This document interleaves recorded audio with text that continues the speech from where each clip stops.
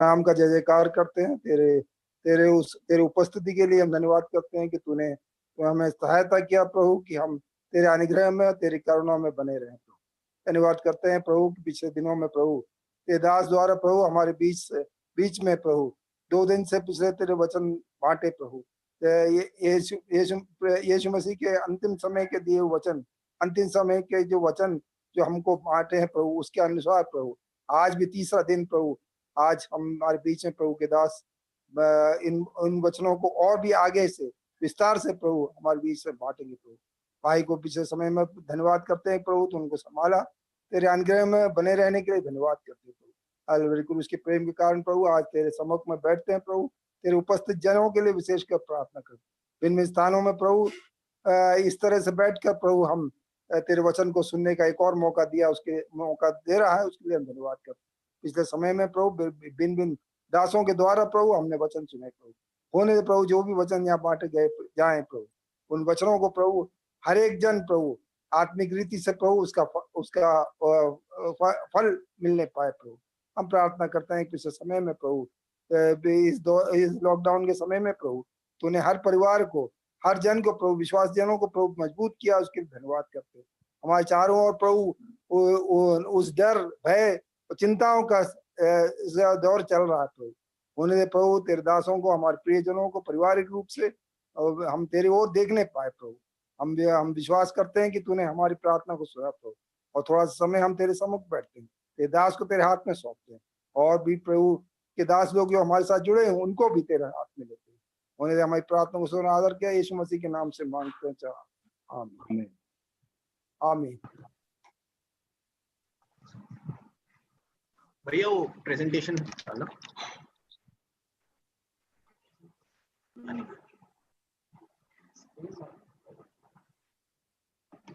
पहले गीत को हम गाएंगे, प्रभु का कर धन्यवाद।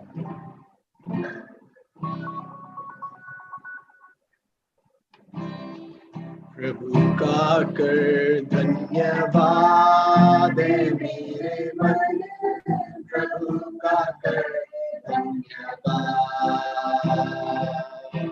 प्रभु का कर धन्यवाद मेरे मन, प्रभु का कर धन्यवाद, प्रभु के पावन नाम का कर धन्यवाद, प्रभु के पावन नाम का कर धन्यवाद, उसके उपकारों के लिए कर धन्यवाद, उसके उपकारों के लिए कर धन्यवाद, प्रभु का कर धन्यवाद मेरे मन, प्रभु का कर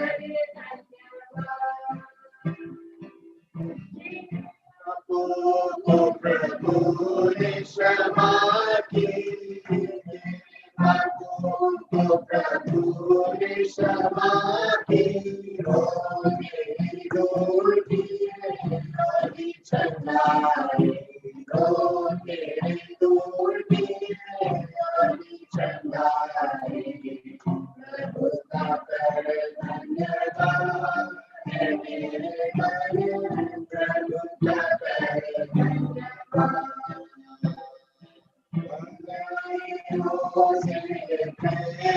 वो करता भलाइयों से प्रेत वो करता, मेरी जवानी में शक्ति वो देता, मेरी जवानी में शक्ति वो देता, प्रभु का कर धन्यवाद मेरे मन, प्रभु का कर धन्यवाद, संतानों पर करता है दया, अपनी संतानों पर करता हो दया, भक्तों को अपने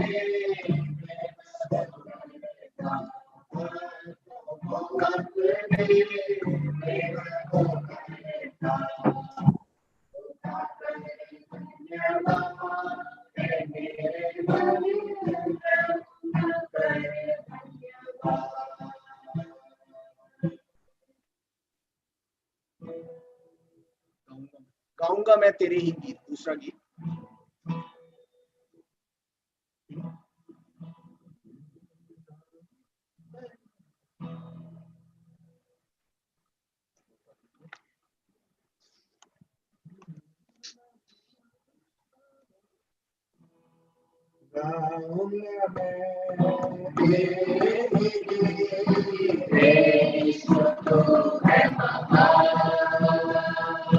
तेरा ही नाम मेरे वसीले का सुबह मैं गुनाहों में पड़ा, तेरे प्रेम से मैं दूर था, तेरे संग आने के लायक मैं कदापि योग्य न था। जब मैं गुनाहों में पड़ा, तेरे प्रेम से मैं दूर था, तेरे संग आने के लायक मैं कदापि योग्य न था। पर तू ही मेरा सहारा बना, अपने पास मुझे बुलाया, इसलिए मसीहा होठों से अपनी स्तुति तेरी करूंगा।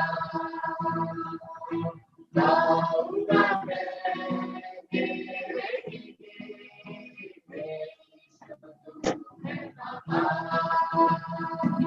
तेरा ही नाम मेरे वसीले का सुबह शाम। तेरी अनुग्रह तेरी दया को कैसे भूलूं मैं मसीह, तेरे श्राप को तूने हटाकर खुद श्राप बना मसीह।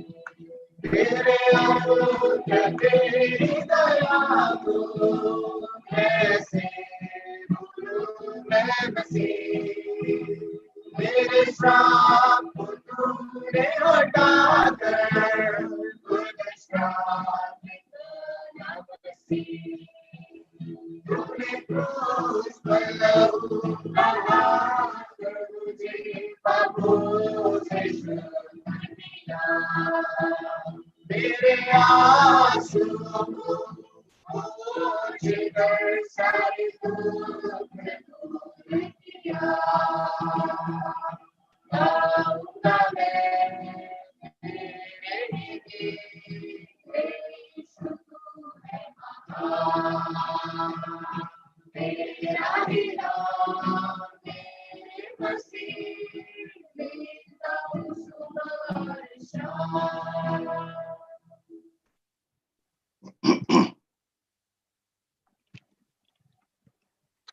Over to you, uncle. प्रिय भाइयों और बहनों, आप सभी को प्रभु यीशु मसीह के नाम में नमस्कार पहुंचे।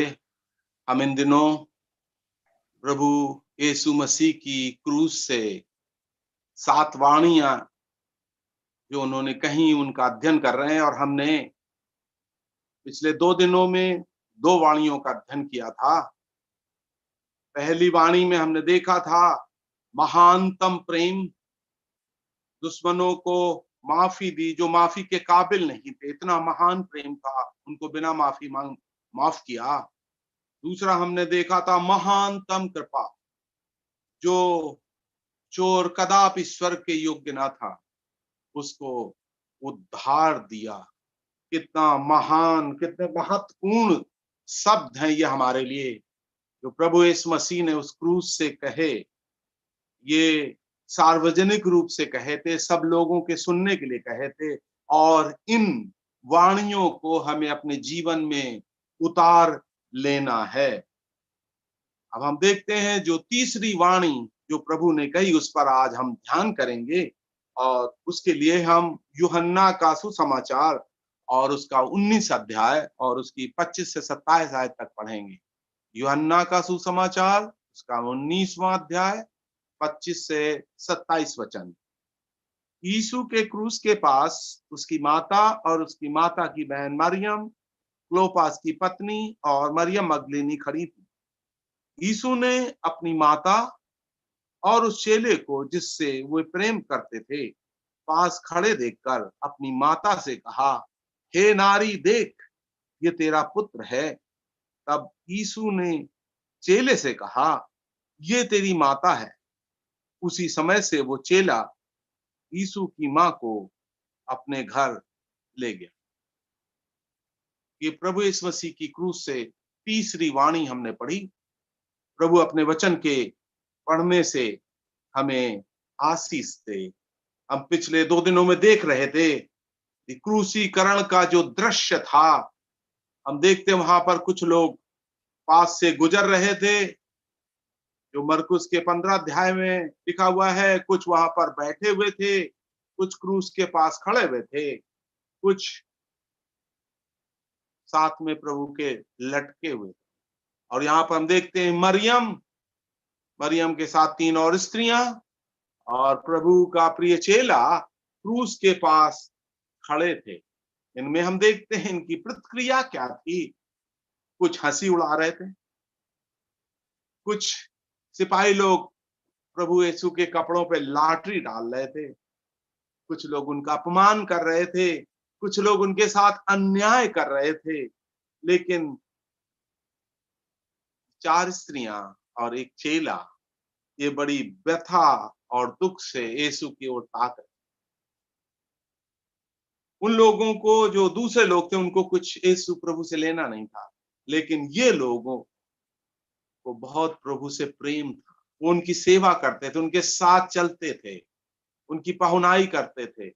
आप अपने प्रिय प्रभु को क्रूस पर लटके हुए देखते हैं तो ये शब्द प्रभु यीशु मसीह ने अपनी मां मरियम और अपने चेले यूहन्ना से कहे। हम मरियम की उस समय की स्थिति को देखना चाहते हैं। प्रभु ने क्यों कहा? पहला हम देखते हैं, शारीरिक रूप से मरियम अधेड़ उम्र की थी। शायद आपके पास हमारे नोट्स जो मैंने टाइप करवाए थे, भेजे थे, शायद आप उसमें देख सकते हैं। अधेड़ उम्र की थी। प्रभु यीशु मसीह की उम्र खुद 30 साल 33 साल के ऊपर इस समय थी और मरियम की उम्र 50 के ऊपर होगी। पारिवारिक रूप से वो विधवा थी, ये हम अंदाजा लगा सकते हैं क्योंकि लिखा तो नहीं है। आर्थिक रूप से गरीबी थी क्योंकि वो गरीब परिवार में पैदा हुए थे। उनके चढ़ावे थे। जब प्रभु यीशु मसीह का जन्म हुआ था, वहां से हमें पता चलता है ये परिवार गरीब परिवार था कि उन्होंने जब प्रभु यीशु मसीह के जन्म पर एक गरीबी का चढ़ावा चढ़ाया था। और मानसिक स्थिति जो मरियम की थी वो अत्यंत वेदना की थी। बेटा शारीरिक रूप से प्रभु यीशु मसीह क्रूस पर कष्ट झेल रहे थे, लेकिन उनकी मां मानसिक रूप से वेदना सह रही थी। तो हम 4 परिस्थिति देखते हैं। शारीरिक रूप से कमजोर थी, पारिवारिक रूप से विधवा थी, आर्थिक रूप से गरीबी थी और मानसिक रूप से वेदना थी। इन तमाम विचारों को अपनी मां के वृद्ध, विधवा और बेसहारा को देखकर और प्रभु वो जो भविष्यवाणी जो सिमियोन ने की थी कि तलवार तेरे प्राण को आर पार भेदेगी, 33 साल पहले की हुई भविष्यवाणी प्रभु को और मरियम को, दोनों को याद आई। मरियम के दिल में जो गुजरती थी उसको प्रभु ने पहचाना। कहा जाता है आप बीती और जग बीती में फर्क है। जो दूसरे लोग कष्ट उठाते हैं और जो हम कष्ट, उससे फर्क होता है। उस कष्ट को हम सह नहीं सकते। लेकिन हम क्या देखते हैं यहां पर, प्रभु यीशु मसीह ने जो जग बीती थी, जो मरियम के दुख को, उनकी परेशानी, उनकी तकलीफ को प्रभु यीशु मसीह ने समझा। उन्होंने जग बीती, दूसरे की बीती को अपने हृदय में लिया। स्वयं बहुत कष्ट और वेदना में थे, लेकिन उस कष्ट को उन्होंने समझा। जो कष्ट दूसरे लोग जिससे गुजर रहे हैं उसको हम अपना कष्ट बना। इसका ये एक पाठ हमें इस यहां से सीखने को मिलता। उसको प्रभु ने अपना कष्ट बनाया। और हम देखते हैं विधवाओं की परिस्थिति, बाइबल में विधवाओं के बारे में लिखा हुआ है। अगर आप अध्ययन करें पहला तिमोथी के 5 अध्याय में, विधवाएं 4 प्रकार की होती हैं। ये मैंने अपने नोट्स में भी दिया। विधवा जो अकेली हैं, जिनके बच्चे नहीं हैं, पहला तिमोथी 5 का 3, 5 का 6। विधवा जिनके नाती पोते हैं, जिनका परिवार है। विधवा जो 60 साल के ऊपर हैं, एक ही शादी की, भले काम सुनाम और भले कामों में मन लगाया, इनकी लगातार सहायता की जरूरत है। और चौथी विधवा है जवान विधवा, जो 11 से 15 वचन में 5वें अध्याय में लिखा हुआ है, जो दूसरी शादी करने का विचार कर। 4 प्रकार की विधवाएं बाइबल में हैं, लेकिन उसमें एक प्रकार की विधवा को सहायता की जरूरत, जिनका कोई सहारा नहीं है। मरियम का कोई सहारा नहीं था, क्योंकि जो सहारा देने वाले प्रभु थे वो अभी क्रूस पर लटके हुए थे, और उनके जो दूसरे बेटे और बेटियां थे वो अविश्वासी थे, इसलिए उनको सहारे की जरूरत थी। तो हम बाइबल में पढ़ते 4 प्रकार की विधवाएं, और इस विधवा मरियम को सहारे की जरूरत थी। बाइबल में हम चलते इसलिए आपको ये भी बता दें, 3 प्रकार के एल्डर्स भी होते हैं। कई एल्डर्स भी हमारी बात सुन रहे होंगे। 3 प्रकार के एल्डर्स हैं, और ये लिखा हुआ है, जो अगुवाई करते हैं, दूसरा है अच्छी अगुवाई करते हैं, और तीसरा है अच्छी अगुवाई करते, वचन सुनाते, सिखाते और परिश्रम करते। मतलब पहले प्रकार के वो एल्डर हैं जो सिर्फ अगुवाई करते हैं, या यूं कह लीजिए कुर्सी गर्म करते हैं।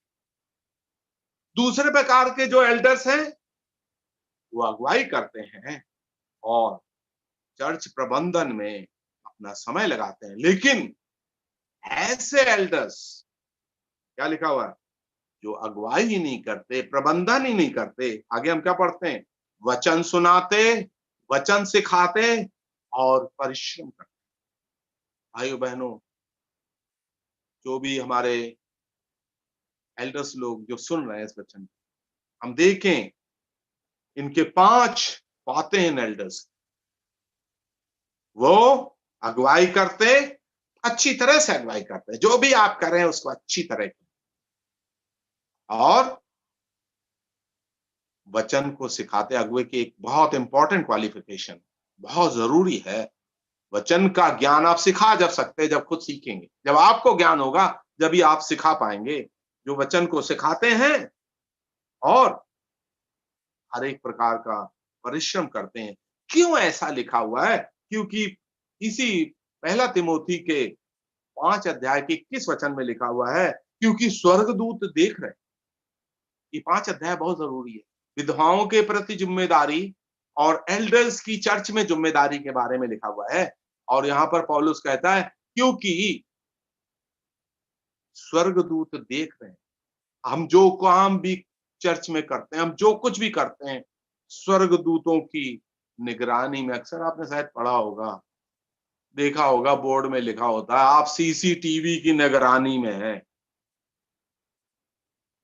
लेकिन आप थोड़े समय के लिए सीसीटीवी की निगरानी में होंगे, लेकिन मैं ऐसा समझता हूं, आप स्वर्गदूतों की निगरानी में सदैव।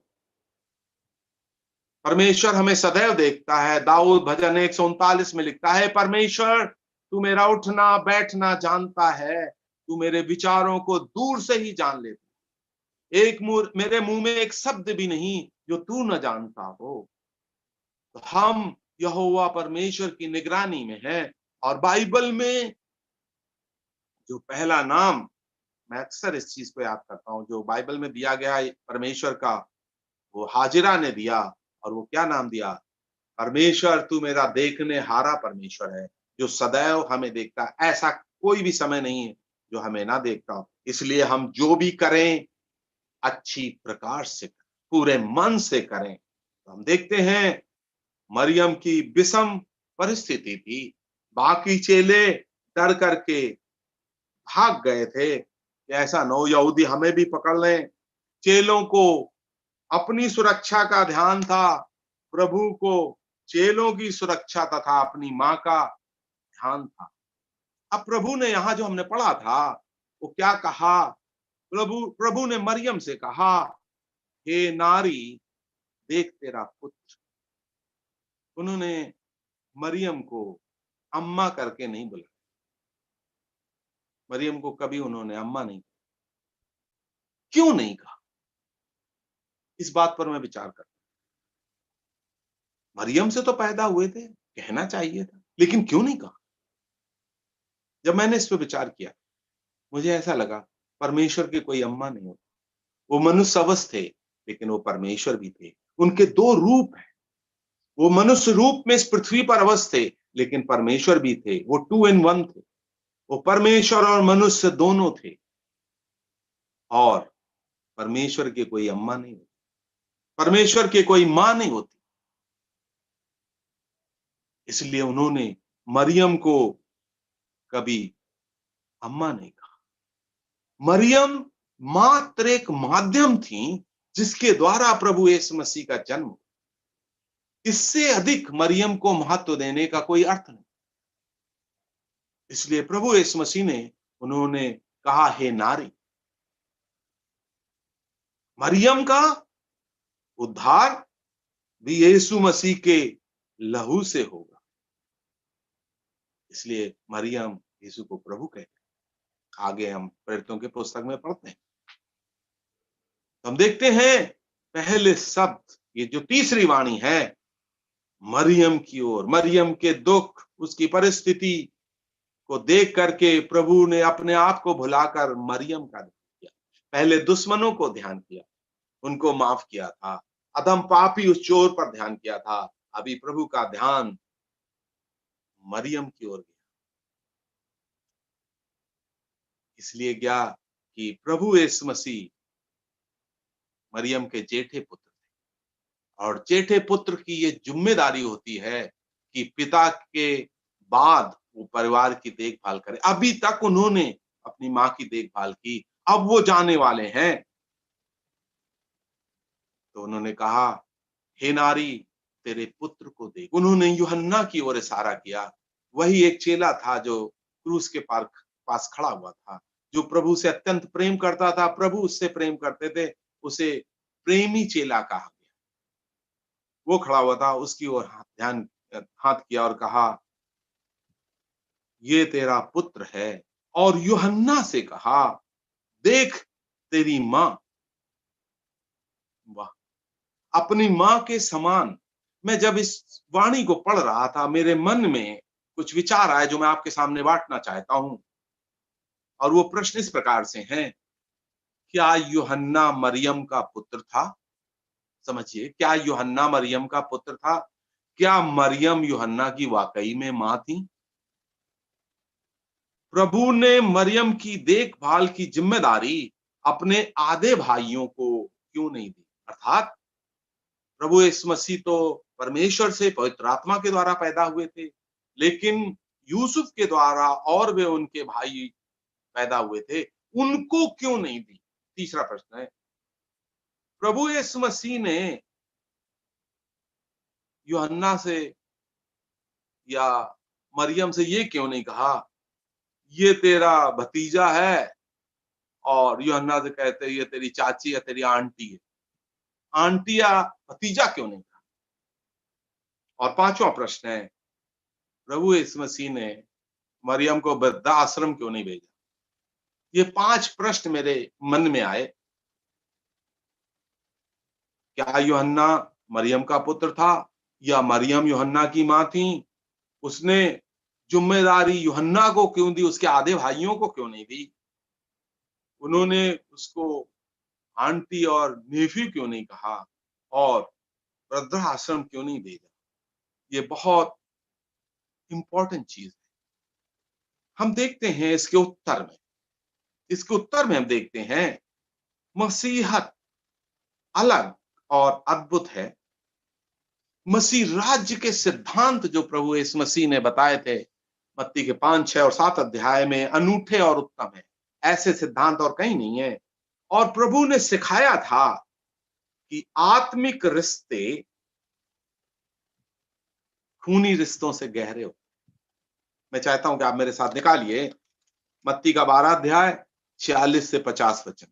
मत्ती का 12 अध्याय 46 से 50 वचन।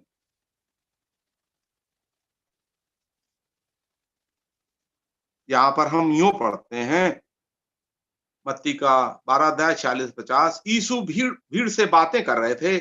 उनकी माता और भाई बाहर खड़े थे।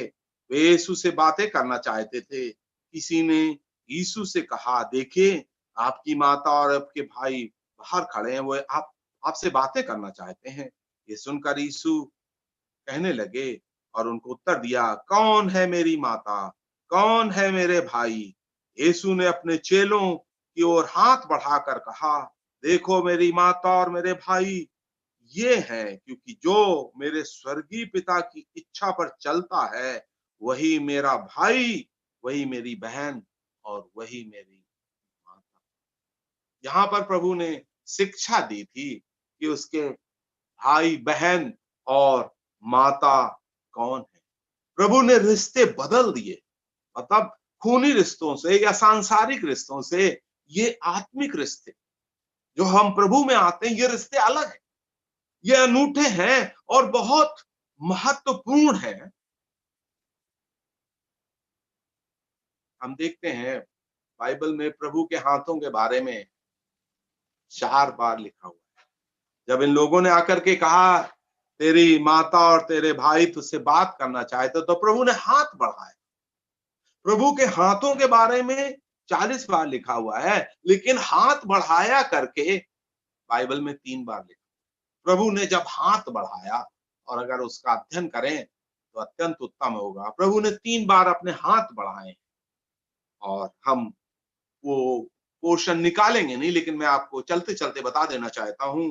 प्रभु ने पहली बार मत्ती के 8 अध्याय में बढ़ाया है और तीनों बार ये तीनों बातें जो है मत्ती के सुसमाचार में ही लिखी हैं। पहली बार मत्ती के 8 अध्याय में प्रभु ने हाथ बढ़ाया जब कोढ़ी आया और कोढ़ी ने प्रभु से विनती की, हे प्रभु अगर आप चाहें तो आप मुझे चंगा कर सकते हैं।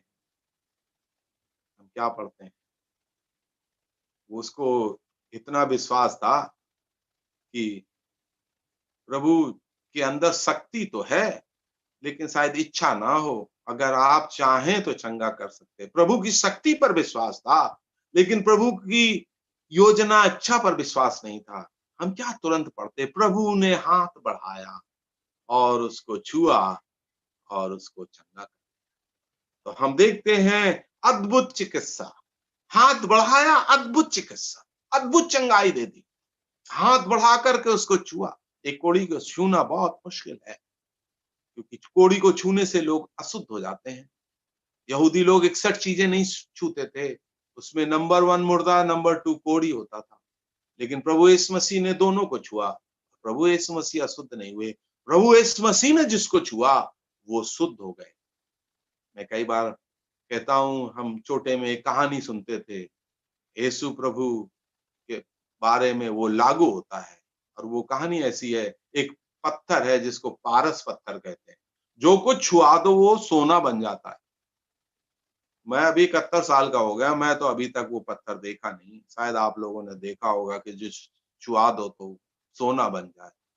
लेकिन जब मैं प्रभु में आया और बाइबल पढ़ने लगा तो मुझे पता चला वो पारस पत्थर प्रभु यीशु मसीह, उसको जो छुएगा वो पवित्र, सोने के समान शुद्ध हो जाए। वो पारस पत्थर प्रभु यीशु मसीह। प्रभु यीशु मसीह ने छुआ और उसे चंगा किया। दूसरा हाथ जो उन्होंने बढ़ाया, अद्भुत रिश्ता, ये जो अभी हमने पढ़ा, अपने भाई और अपनी माँ को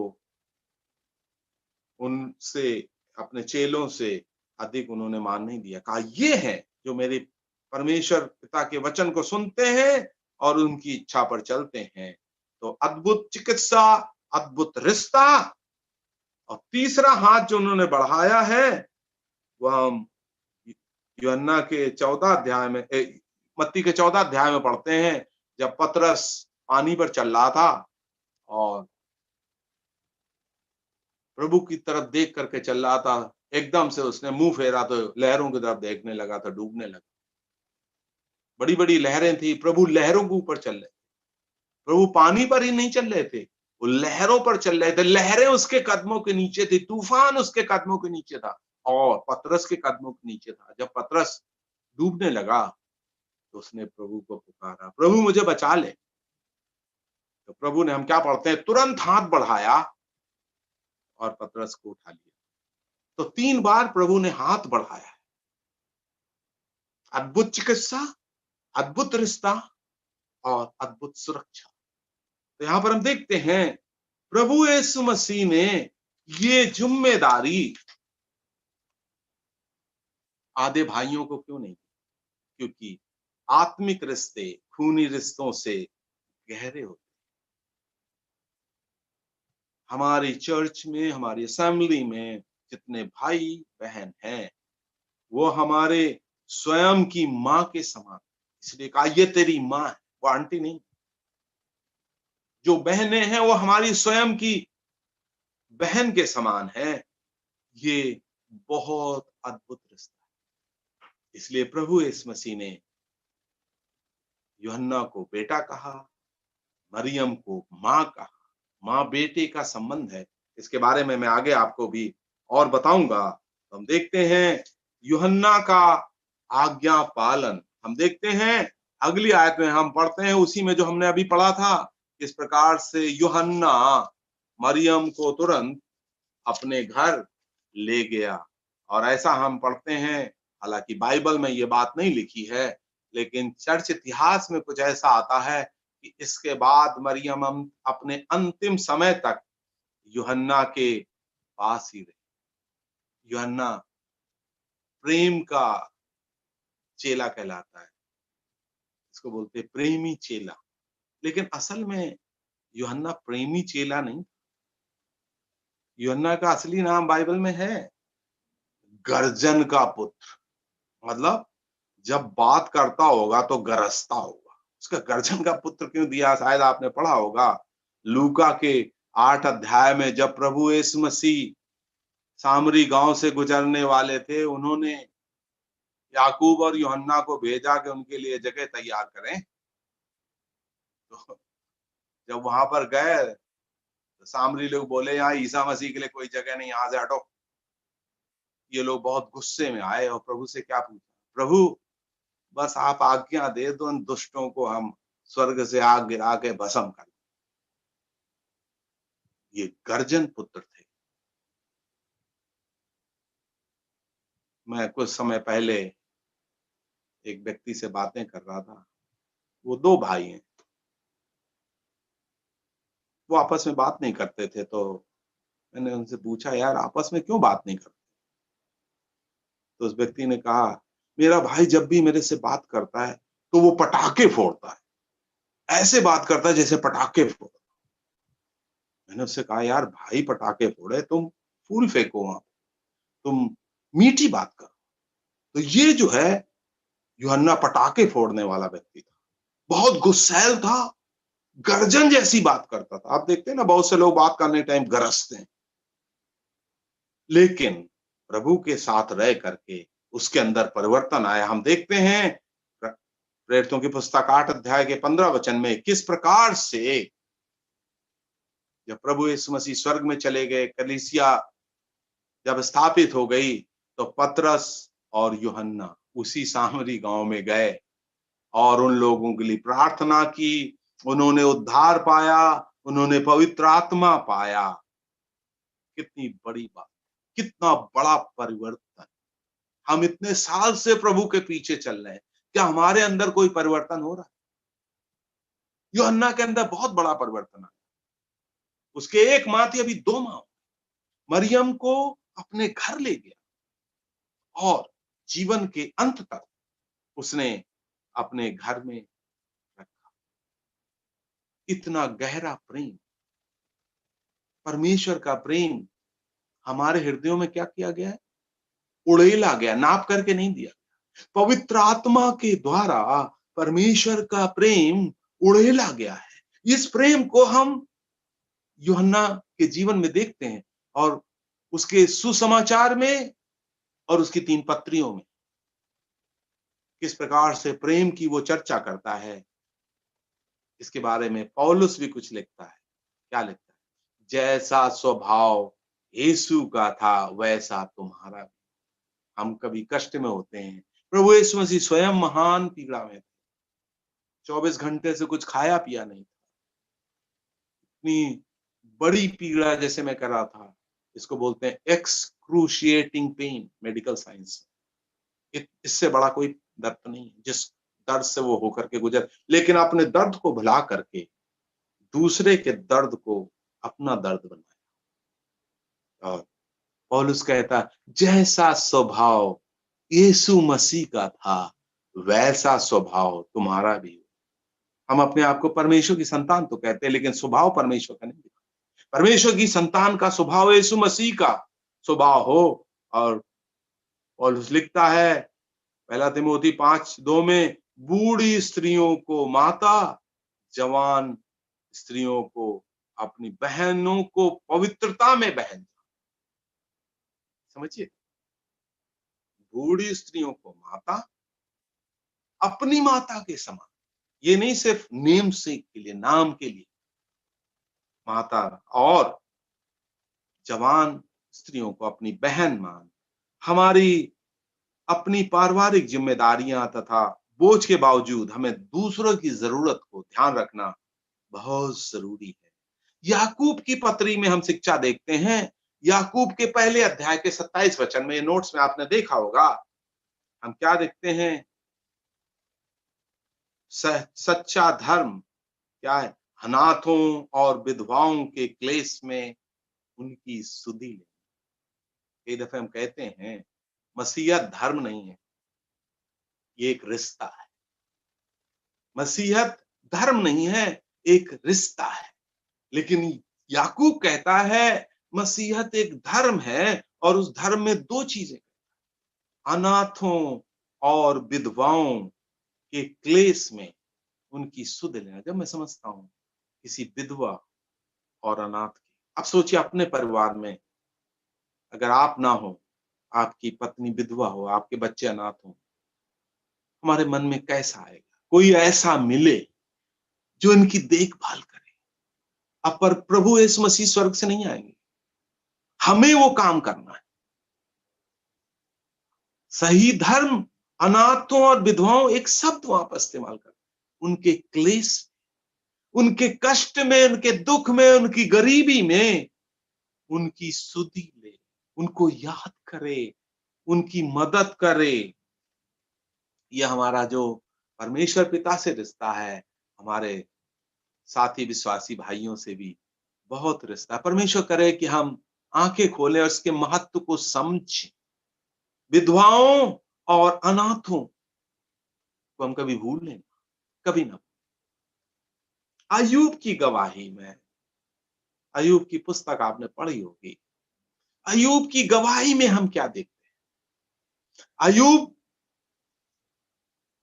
की गवाही परमेश्वर देता है, अय्यूब की गवाही शैतान देता है, और अय्यूब स्वयं अपनी गवाही देता है। मैं चाहता हूं आप मेरे, क्योंकि बहुत महत्वपूर्ण वचन है, अय्यूब की किताब आप निकालिए और 29 अध्याय में आइए।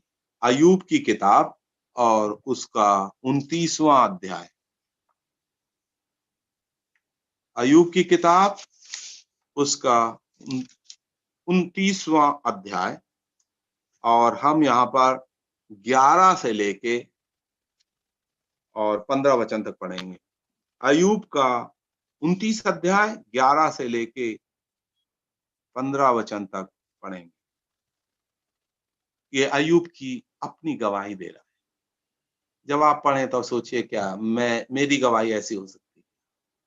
ये वचन आपके हृदय में समा जाना चाहिए भाइयों और बहनों, क्योंकि जब कोई मेरा समाचार सुनता था तब वो मुझे धन्य कहता, जब कोई आपका नाम सुने, अरे क्या भाई साहब, जब कोई मुझे देखता, मेरे विषय में साक्षी देता, हम ना कहें दूसरे हमारे बारे में, आज हम अपने बड़ाई बहुत करते हैं, लेकिन दूसरे हमारे बारे में क्या कहें, वो बहुत जरूरी है। 12 वचन, क्योंकि मैं दुहाई देने वाले दीन जन को और असहाय अनाथ को छुड़ाता था। 13 वचन, जो नाश होने पर था, या ये कहने पर है जो मरने पर था, वो मुझे आशीर्वाद देता। जो मरने पर था उसकी भी सहायता, सड़क पे पड़े हुए, वो जो मरने पर था मुझे आशीर्वाद देता था, और मेरे कारण विधवा आनंद के मारे गाती थी। वाह, कितनी बड़ी बात। क्या आपके बारे में ऐसा, आपकी असेंबली में कोई ऐसा कहेगा, फलाने भाई हैं, बस वो आ गए, बस। मैं सोचता हूँ जहां भी अयूब जाते होंगे, वहां की विधवा स्त्रियां अत्यंत खुश हो जाती, अब भाई साहब आ गए, अब क्या तकलीफ है। आगे बढ़िए 14 में, मैं धर्म को पहने रहा और वो मुझे ढाके रहा, मेरा न्याय का काम मेरे लिए बागे और सुंदर पगड़ी का काम देता था। 15 वचन, मैं अंधों के लिए आंखें और लंगड़ों के लिए पांव ठहरा। कितनी बड़ी चीज, अयूब की अपनी गवाही। परमेश्वर को इस भक्त के ऊपर बड़ा गर्व था। अयूब के किताब में क्या लिखा है, पहले अध्याय में वो सीधा, खरा, मेरा भय मानने वाला और बुराई से दूर रहने वाला व्यक्ति था। मैं समझता हूं जब अयूब निकलता, बहुत बोझ के साथ निकलता। कोई भी लंगड़ा मिलेगा, कोई भी अंधा मिलेगा, कोई भी बीमार मिलेगा, कोई भी विधवा मिलेगी, मैं उसकी सहायता करूंगा, दिल खोल के चलता। ट्रेन में कहते हैं ट्रैवल लाइट, मैं हमेशा लोगों से कहता हूं ट्रैवल हैवी, बड़े बोझ के साथ घर से निकलो, लोगों की मदद करो, हमेशा बोझ के साथ, आंखें खोल के चलो, किसके लिए मैं क्या कर सकता हूं। हम देखते हैं इतने महान भक्त की गवाही, अयूब स्वयं अपनी गवाही देता है। फिर हम देखते हैं वो विश्वासियों की सहायता, उन्नति तथा उनकी हर प्रकार की मदद करता था। आज चर्च में सिर्फ वचन सुनाने से नहीं होगा भाई और बहनों, मैं इसको कहता हूं wholesome growth of the church, पूर्ण उन्नति, संपूर्ण उन्नति चर्च की। सिर्फ वचन सिखाना ही नहीं, हमें विश्वासियों की आत्मिक उत्थान के अलावा उनका आर्थिक उत्थान, उनका शैक्षिक उत्थान, उनका सामाजिक उत्थान, ये हमारी बहुत बड़ी जिम्मेदारी जो परमेश्वर ने हमें सौंपी है। कई साल पहले मैं बंबई गया और वहां पर एक चर्च में मुझे मीटिंग लेनी थी। मैं समय से पहले जाता हूं और मैं जब उस असेंबली में पहुंचा तो वहां पर कुछ नौजवान लोग गिटार लेके बाहर गिटार विटार बजा रहे थे, गाने गा रहे थे। तो जैसे उन्होंने मेरे को देखा, हाथ मिलाया और पूछा, अंकल जी आपने मुझे पहचाना? मैं बोला यार पहचाना तो नहीं। बोले हम फलाने फलाने के बेटे हैं। मैं बोला हाँ हाँ हाँ, अब मैं पहचान गया, ओके। मैं बोला मैं तुम्हारे घर में तो बाइबल स्टडी लेने आता था ना? उन्होंने बोला नहीं अंकल जी, आपने हमें मैथ और साइंस भी सिखाई थी, सिर्फ बाइबल स्टडी नहीं, सिर्फ बाइबल अध्ययन नहीं, उनकी शैक्षिक उन्नति, उनकी आर्थिक उन्नति, चारों तरफ हमें ध्यान करना है। प्रभु यीशु मसीह के बारे में क्या लिखा हुआ? तेरे घर की चाह मुझे खा गई। क्या हमारे बारे में ऐसा कोई कह सकता है? प्रभु के लोगों के बारे में हमारी चिंता, हमारी चाह, हमारी इच्छा, कितनी जरूरत है। चर्च में कितने जरूरतमंद लोग हैं, बहुत हैं, लेकिन सहायक बहुत। तेरे घर की चाह 2 बार आया, मुझे खा गई। प्रभु को कितना बड़ा बोझ था। हम यूसुफ की मिसाल देखते हैं, बाइबल में कई एक मिसाल है। यूसुफ के भाई जब यूसुफ के पास उस अकाल के समय में दूसरे वर्ष में आए, वो अनाज खरीदने आए थे। हम क्या पढ़ते हैं, यूसुफ ने उन्हें अनाज दिया, उनके पैसे उनको वापस कर दिए, उनको कपड़े दिए, 300 चांदी के टुकड़े दिए और गाड़ियों में सामान लाद कर भेज दिया। जब ये लोग वापस पहुंचे तो उनके पिता जो याकूब था, उनको विश्वास नहीं हुआ। लेकिन जब उसने गाड़ियां देखी तो हम वहां पर पढ़ते हैं, उसका चित्त ठिकाने आ गया, उसकी आत्मा में आनंद आ गया, शांति आ गई, मांगने से अधिक दे दिया, मांगने से आधा नहीं, बहुत अधिक। परमेश्वर ने कितना अधिक दिया। क्या भाइयों बहनों, हमारा ध्यान कहाँ? हमारे प्रभु का ध्यान उसके लोगों की ओर था। यूहन्ना ने काना में मरियम के मुख से सुना था, वो जो तुमसे कहें वो करना। अब प्रभु के मुंह से यूहन्ना खुद सुन रहा है, जो प्रभु कह रहे हैं वो उसे करना है। और हम देखते हैं किस प्रकार से यूहन्ना मरियम को अपने घर ले गया, उनकी मदद की। विधवाओं और अनाथों की देखभाल, भाइयों और बहनों, ये हमारी जिम्मेदारी। ये वाणियों के पीछे बहुत बड़ा अर्थ है। इन वाणियों को हमारे हृदय में हम बसा लें। मुझे कई एक घटनाएं याद आती हैं। 1985 में, उस समय मैं बंबई में था और फोर्ट असेंबली बंबई में मैं संगति करता था। हमारे साथ 2 और भाई थे नेवी में, उनका तबादला विशाखापट्टनम हो गया। दोनों भाई विशाखापट्टनम चले गए। वहां पर जाने के 6 महीने के अंदर एक भाई का स्कूटर एक्सीडेंट में देहांत हो गया। तो दूसरा भाई बंबई आया और उसने बताया कि ऐसा ऐसा हो गया। अभी हमारी असेंबली में, इन्होंने विशाखापट्टनम में असेंबली शुरू की थी। ये इतने कमिटेड भाई लोग थे। हमारी असेंबली में अभी एक विधवा बहन, जो कुछ हो पड़ा हमारी असेंबली से, फोर्ट असेंबली ने सहायता की उस विधवा बहन के लिए, क्योंकि उनके बच्चे थे, 2 बच्चे थे। ऐसा हुआ करीब 6 महीने 8 महीने के बाद दूसरे भाई की भी स्कूटर एक्सीडेंट में मृत्यु। अभी एक विधवा की जगह 2 विधवा, 2 अनाथ बच्चों की जगह 4 अनाथ बच्चे। ये हमारे साथ थे। मैं बहुत दुखी हुआ जब मैंने सुना, प्रार्थना करने लगा। मैं सोचा, प्रभु मैं इनके लिए क्या कर सकता हूं? सोचिए आप क्या कर सकते? क्या आर्थिक सहायता से अधिक कुछ कर सकते? प्रार्थना कर सकते, इससे अधिक कुछ कर सकते? मैं क्या कर सकता हूं? मैंने प्रार्थना की, प्रभु अब हमारी 2 बहनें विधवा हैं, 4 बच्चे अनाथ हैं। हमने परिवार से प्रार्थना की, प्रभु अगर तेरी मर्जी है तो मेरा तबादला विशाखापट्टनम करवा दे। प्रभु महान है।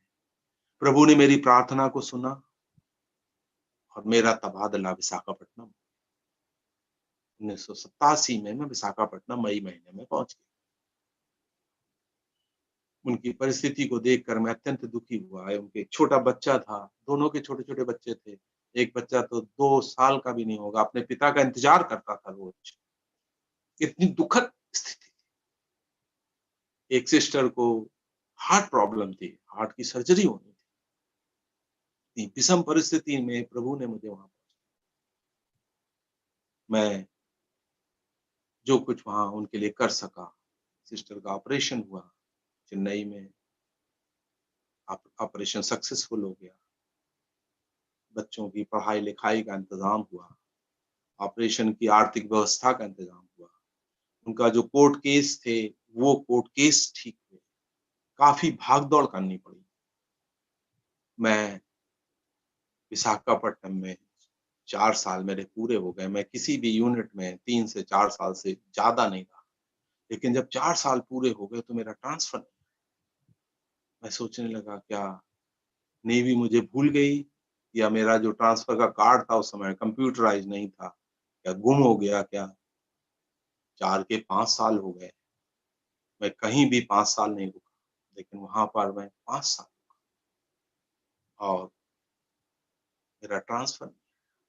क्योंकि उस बहन जो थी उसमें से एक बहन वो एक किराए के मकान में रहती थी, उसका हार्ट ऑपरेशन हुआ था, उनका घर बन रहा था, घर कंप्लीट नहीं हुआ, इसलिए वहां पर मैं करीब 5 साल 4 महीने, परमेश्वर जानता था मुझे कितने दिन वहां रुकने की जरूरत है। जैसे ही उस सिस्टर का घर हमने वहां से शिफ्ट करवाया, मेरा ट्रांसफर। परमेश्वर कितना महान है। मांगो तुम्हें दिया जाएगा, हम पैसे के लिए नहीं मांग रहे, दूसरों की सहायता, दूसरों के कल्याण के लिए। वो सिस्टर अभी भी वहां विशाखापट्टनम में है, उनके बच्चे सेटल हो गए, मैं परमेश्वर का धन्यवाद करता हूँ। ऐसा हमारा मन हो, ऐसा हमारा हृदय हो, अगर आपके अंदर ऐसी भावना आएगी, प्रभु आपके द्वारा काम करेगा। उनका ऑपरेशन हुआ, कोर्ट केस कंप्लीट हो गया, उनका घर बन गया, घर शिफ्ट हो गया, लेकिन उसके अलावा भी बहुत कुछ हुआ। वहां पर नेवी की तरफ से एक कॉलोनी बनने वाली थी जिसमें कुछ प्लाट थे। उस बहन को मैंने बोला कुछ प्लाट हैं लेकिन वो सिर्फ फौजियों के लिए हैं, एक्स सर्विस मैन के लिए नहीं है। अगर बहन आप मुझ पर विश्वास करो तो मैं आपके लिए अपने नाम से एक प्लाट खरीद सकता हूँ, पैसा आपका होगा, नाम मेरा होगा। बोले ब्रदर मैं आपके ऊपर बराबर विश्वास करता हूँ। देखिए मैंने अपने नाम से उनके लिए उनके पैसे से प्लाट बुक किया, लेकिन वो प्लाट सारे बिके नहीं, इसलिए उन्होंने एक सर्विसमैन के लिए स्कीम खोल दी और फिर मैंने एक प्लाट उनके नाम से अपने पैसे से बुक, फिर भी प्लाट बिके नहीं। फिर मुझे पता चला तो मैंने अपने असेंबली के इवांजलिस्ट और एक और भाई के लिए भी वहां पर 26,000 रुपए का प्लाट उन्होंने 28 लाख का बेचा। मैंने उनकी मदद करनी चाहिए, क्या हुआ उससे मेरी खुद की मदद हुई। जो प्लाट मैंने अपने अपने नाम से बहन के लिए खरीदा था वो प्लाट मेरा हो गया और बहन के नाम से अलग प्लॉट हो गया। और वो प्लॉट जब मैंने बेचा तो मुझे उस समय पैसे की जरूरत थी, मेरी बेटी के लिए घर खरीदना था, वो उसके काम आ गया। देखिए जब आप किसी के लिए भलाई की भावना रखते हैं तो परमेश्वर बड़े अद्भुत तरीके से काम करके आपकी भलाई। तो हम देखते हैं किस प्रकार से परमेश्वर की बड़ी दया हुई। हम चाहे जितनी पीड़ा और परेशानी से गुजरें, चाहे जितनी परीक्षाएं और मुश्किलें हमारे जीवन में आए, हम अपने प्रभु के समान दूसरे विश्वासियों की समस्याओं का ध्यान रखें और आखिरी दम तक उनकी मदद करने का प्रयास करते रहें। चर्च के सारे विश्वासी भाइयों और बहनों के लिए को हम अपनी माता या बहन समझें, हकीकत में, शब्दों में नहीं, हकीकत में। बाइबल में लिखा हुआ है माता पिता का आदर करना, एक जो प्रभु की आज्ञा 10 आज्ञाओं में थी, जो निर्गमन के 20 अध्याय के 12 वचन में लिखी हुई है। तू अपनी माता पिता का आदर करना जिससे तू दीर्घायु। एक ये प्रतिज्ञा है जिससे आशीष होगी। मैं आप सभी से ये कहना चाहता हूँ, अपने चर्च के बड़े बूढ़ों का आशीर्वाद ले लीजिए, उनसे प्रार्थना करवा लीजिए। आपके माँ बाप, सबसे ज्यादा जरूरत आपके अपने माँ बाप से आशीष पाने की जरूरत है। प्रभु यीशु मसीह ने मरियम को वृद्धाश्रम नहीं भेजा, आजकल तो चल गया मदर्स डे, फादर्स डे। माँ बाप को सिर्फ एक दिन साल में याद करना। मैं देख रहा था, ऐसे मेरे मन में आया, मदर्स डे, फादर्स डे साल भर में एक बार आता है। ये 1914 में कहीं अमेरिका में शुरू हुआ। सिर्फ साल भर में एक दफे याद करना, बाकी वृद्धाश्रम में पड़े रहो। हमें उनको डेली, एक दिन नहीं, 365 दिन, हमारे मदर्स डे, हमारे फादर्स डे, हम उनको कभी ना भूलें, कभी हमारे मन से ना उठाएं। उन्होंने कितने कष्ट लेकर के आपको पढ़ाया लिखाया, यहां तक पहुंचाया। हम उनका आशीर्वाद जरूर लें। कई लोग क्या कहते हैं, व्यक्ति अपने माता पिता से अलग होकर पत्नी से जुड़ा रहे। और आजकल की पत्नियां ऐसी हैं जो सास को फूटी आंख से देखना नहीं चाहती। उनकी यही प्रार्थना रहती है, परमेश्वर जल्दी मेरी सास को उठा लो। वो ऐसी भावना कभी विश्वासी, हम रूथ की किताब में पढ़ते हैं, ध्यान रखिएगा, सास और बहू का रिश्ता। जब रूथ को बच्चा हुआ, पड़ोसियों ने क्या कहा? रूथ ने नहीं कहा, नाओमी ने नहीं कहा, पड़ोसियों ने क्या कहा? तेरी बहू जो तुझसे प्रेम रखती है, वो तुझे 7 बेटों से अच्छी। बहू सास से प्रेम करती, बहनें अपनी सास से, सास को मां समझें, आंटी नहीं, मां समझें, उनका आशीर्वाद लें। आप दीर्घायु होंगे, परमेश्वर अपनी आशीषें आप पर उड़ेलेगा। हम देखते हैं यूहन्ना की 2 मां हो गई, कितनी बड़ी आशीष उसके जीवन में आई। हम देखते हैं यूहन्ना का घर आशीषों का भंडार बन गया। यूहन्ना के जीवन में हम किस प्रकार से उसका हृदय प्रेम से उमड़ा था। पहले उसके हृदय में प्रेम नहीं था, लेकिन प्रभु के साथ रहकर वो प्रेम का चेला बना। वही प्रेम प्रभु चाहता है हम अपने हृदय में भी डालें। इसलिए प्रभु के वचन सुन करके यूहन्ना ने कोई हिचकिचाहट नहीं।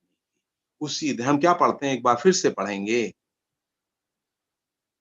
यूहन्ना का 19 अध्याय उसका 27 वचन। यूहन्ना का 19 अध्याय और उसका 27 वचन। तब यीशु ने चेले से कहा, ये तेरी माता है। और वहां पर हम आगे पढ़ते हैं, उसी समय से वो चेला यीशु की मां को अपने घर। यूहन्ना की एक मां थी, अब इसकी 2 मां। पहले एक आशीर्वाद आता था, अभी 2 आशीर्वाद आए। वो मां इनके लिए प्रार्थना करे, उसका जीवन और भी आशीषमय, उपयोगी और आत्मिक उत्थान का कारण बने। महानतम कर्तव्य निष्ठा, प्रभु यीशु मसीह की महानतम कर्तव्य निष्ठा का उपदेश यहां पर हम, हमारी कई प्रकार के कर्तव्य हैं वचन में हम पढ़ते हैं। रोमियो के 12 अध्याय में पढ़ते हैं, स्वयं के प्रति हमारा कर्तव्य है, अपने शरीरों को जीवता प्रभु को भावता हुआ बलिदान चढ़ाओ। स्वयं के प्रति हमारा बर्ताव, हमारे परिवार के प्रति, हमारे समाज के प्रति, प्रभु के सेवकों के प्रति और सताने वालों के प्रति, सभी के प्रति काफी जिम्मेदारी। सिर्फ विश्वासी का चारों तरफ जिम्मेदारी, चारों तरफ हमारे मन को चलाना, स्वयं के प्रति हमारे जीवन को पवित्र रखना, परमेश्वर को भावता हुआ बलिदान चढ़ाना, हमारे परिवारों की अच्छी देखभाल करना, अगर कोई व्यक्ति अपने परिवार की देखभाल ना करे तो परमेश्वर के घर की देखभाल कैसे कर सकता है? तीसरा, सेवकों के प्रति पौलुस लिखता है, संसार के प्रति, सरकार के प्रति हम नंबर 1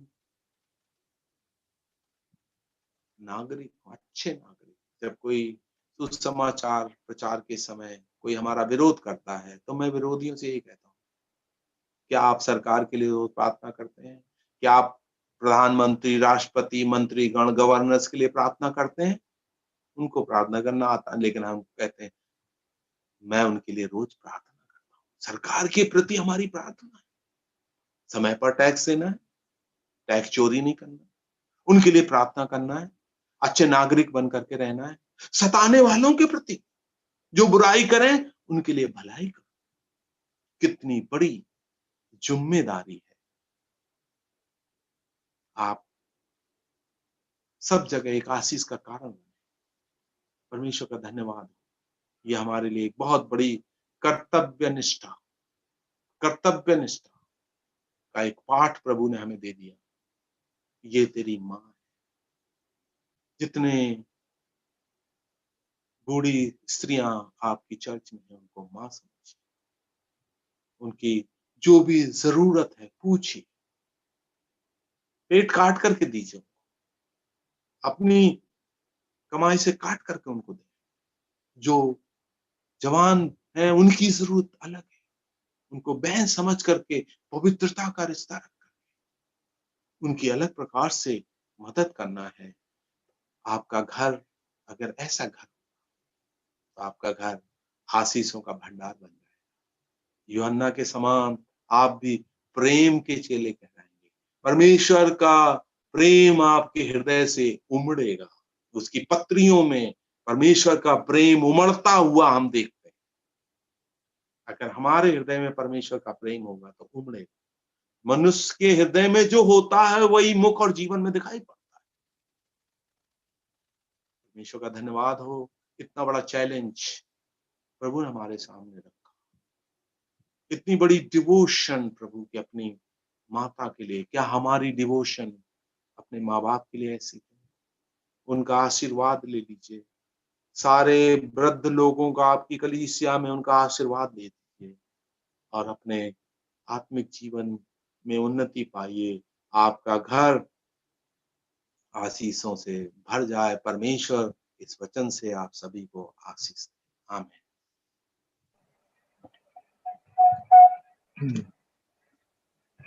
परमेश्वर का धन्यवाद हो। ये 3 दिन हम प्रभु के दास से क्रूस से प्रभु यीशु की वाणियों को के संबंध में वचन से सुन रहे थे। पहली वाणी महानतम प्रेम, दुश्मनों को प्रभु यीशु मसीह ने माफी दिया।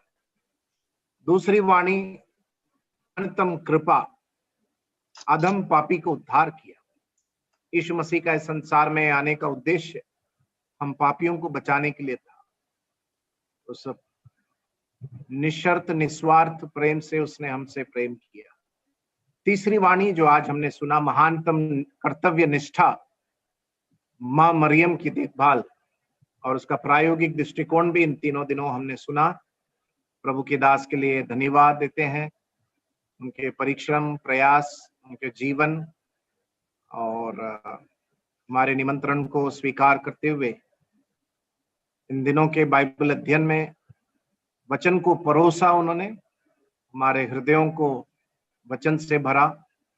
हमें इन वचनों के आधार पर जीवन बिताने के लिए परमेश्वर सहायता करें और इनको हम निरंतर प्रार्थना में स्मरण करते रहें। और इन दिनों में जूम फुल कैपेसिटी में था। अलग अलग राज्यों से निमंत्रण स्वीकार करते हुए आए हुए सभी लोगों के लिए धन्यवाद। यूट्यूब में भी 40 से 50 लोग भी सुन रहे थे और धन्यवाद देते हैं आपके समय के लिए। आपने हमारे प्रोत्साहन को बढ़ाया, निमंत्रण को स्वीकार किया और इन दिनों में हम हमारे राष्ट्र के लिए प्रार्थना करेंगे। इस महामारी हटने के लिए, कलीसिया इकट्ठा होने के लिए प्रार्थना करेंगे। क्योंकि हमारे पास 5-7 मिनट है, मैं अंकल से 2-3 सवाल करूंगा सबके फायदे के हाँ, लिए। यस कर यस सकता हूँ ना? Yes yes.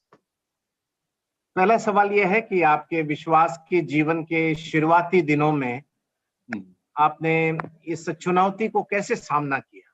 हमारे सुनने वालों के लिए प्रोत्साहन का कारण होगा।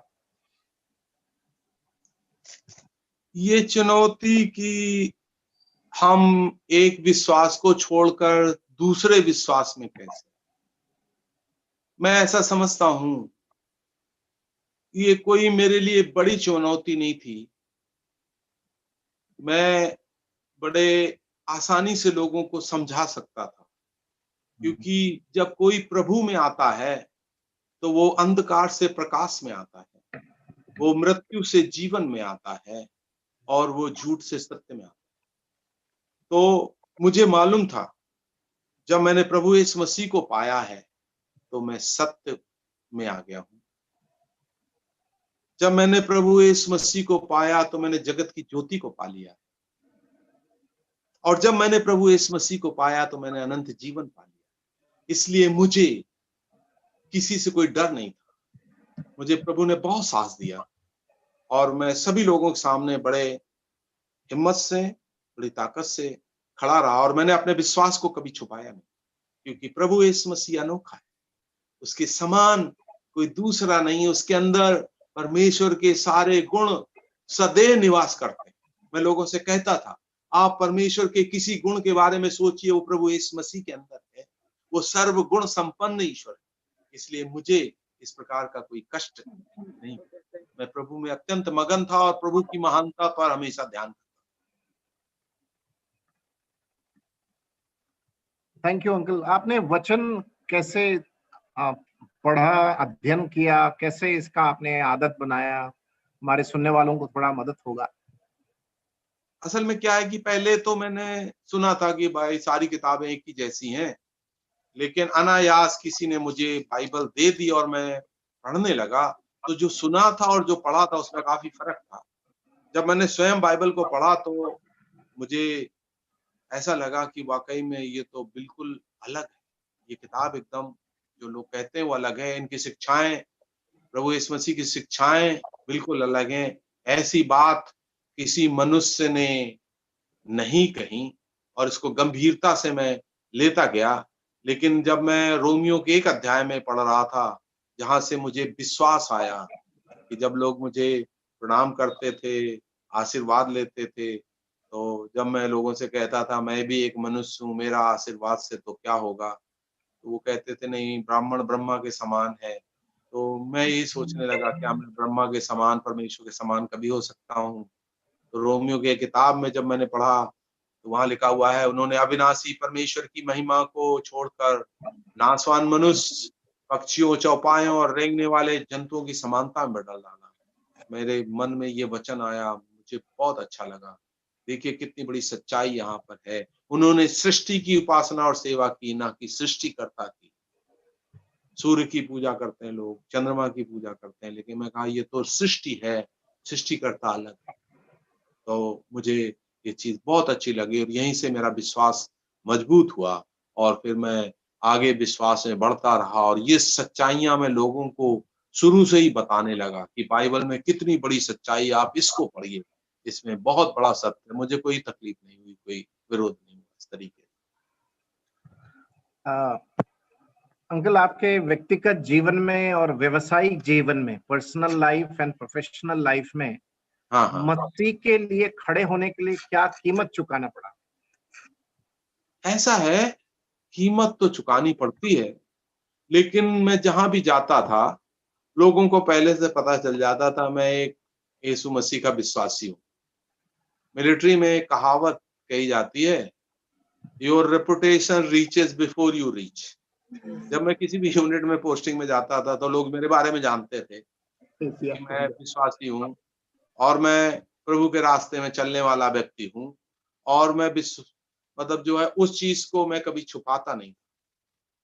इससे एक बड़ा फायदा ये होता था कि लोग मेरे से बहुत सावधान रहते थे। मैं किसी से डरने के बजाय दूसरे लोग मेरे से सावधानी से बातचीत और व्यवहार करते थे। क्योंकि ये जो मसीहत का जीवन है, जो पवित्र आत्मा के चलाए चलते हैं लोग, जीवन है वो एकदम अलग है। और विरोध तो होता था, लोग भला बुरा कहते थे, कुछ अपशब्द इस्तेमाल करते थे, लेकिन मन ही मन वो ये जानते थे ये आदमी सही है। तो मेरे व्यक्तिगत जीवन में और मेरे व्यावसायिक जीवन में एक ही था। मैं हमेशा लोगों से कहता हूँ हमारे जीवन अलग नहीं है। जो पर्सनल लाइफ है वही मेरी प्रोफेशनल लाइफ भी है, मेरा व्यक्तिगत जीवन मेरा व्यावसायिक जीवन भी है। वही जीवन मैं ऑफिस में रखता था, वही जीवन मैं घर में रखता था। लोगों से मैं ये कहता था मेरा जीवन एक ही है। आप कभी भी घर में आ जाओ वही है, चर्च में आ जाओ वही है, ऑफिस में भी वही है। विश्वासी का जीवन एक ही है। इसलिए मुझे कभी इस तरीके का विरोध नहीं हुआ, कोई मेरे सामने कोई समस्या इस तरीके की खड़ी नहीं कर पाया कि जिसमें मैं किसी चीज में फंस जाऊं या परेशान हो जाऊं। लेकिन बहुत इज्जत के साथ मैं ये कह सकता हूं, जहां भी रहा मेरे सीनियर से जितना मुझे रिस्पेक्ट मिला, जितना आदर मिला, और जितने जो मुश्किल काम होते हैं या जितने सेंसिटिव ड्यूटीज होती हैं वो मुझे दी गई, क्योंकि उनको मेरे ऊपर बहुत भरोसा था। तो मुझे मेरा जीवन बहुत अच्छा चला, मुझे अवार्ड भी मिला, परमेश्वर का धन्यवाद हो। और मैंने मसीह की गवाही जहाँ भी जाता था, पहले मैं बाइबल अपने टेबल पे रखता था और लोगों को बताता, मैं मसीह हूँ, कैलेंडर भी टांग देता था ऑफिस में। तो मैं परमेश्वर का धन्यवादी हूँ। मेरा व्यावसायिक जीवन और व्यक्तिगत जीवन मैं साथ साथ में रखता था और प्रभु को सम्मुख हमेशा रखता था। Thank you uncle. आइए हम प्रार्थना करेंगे। हे हमारे स्वर्गीय पिता परमेश्वर, सारे भूमंडल को बनाने वाले हमारे परमेश्वर, हम आपके सामने झुकते हैं, प्रणाम करते हैं। इन 3 दिनों के वचन के परोसे जाने के द्वारा हमारे हृदयों को प्रकाशित किया और तेरे दास को वचन देकर तैयार किया।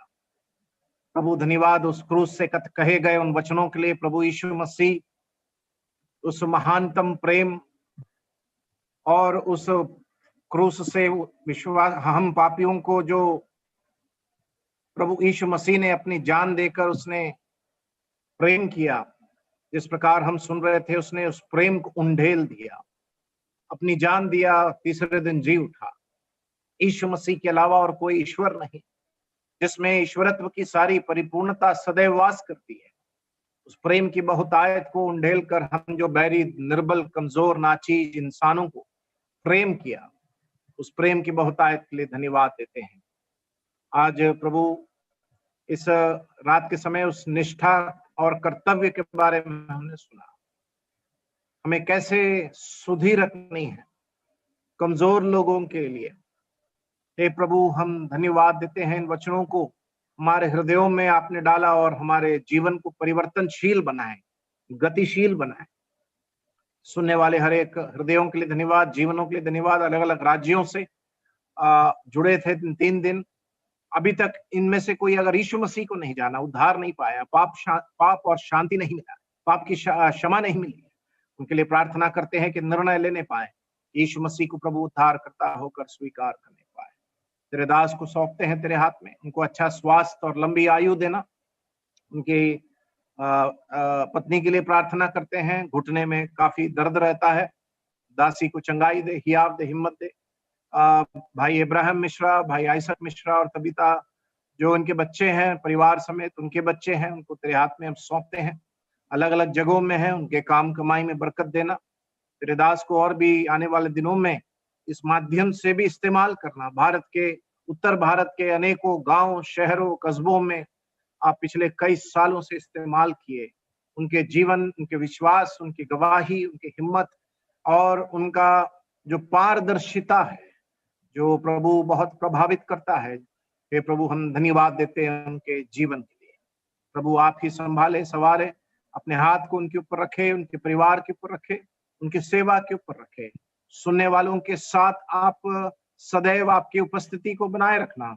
इस प्रार्थना को प्रभु यीशु मसीह के नाम से मांगते हैं, सुन और ग्रहण कर स्वर्गीय पिता, आमीन। सबको जय मसीह की। थोड़ा समय और अंकल बैठेंगे, आप लोग बातचीत। अंकल जी जय मसीह जी। पूछना है। हाँ जय मसीह की। अवनी अंकल जी आपको बहुत बहुत धन्यवाद कि मैं 3 वाणियों को बहुत अच्छे से सुन पाया। अंकल जी बाकी 4 मैं कब सुनने पाऊंगा? समय आएगा बताऊंगा मैं आपको। थैंक यू अंकल जी। प्रभु की इच्छा है तो हम जुलाई में रखेंगे, चिंता ना। मैं तैयार हूँ। ओके,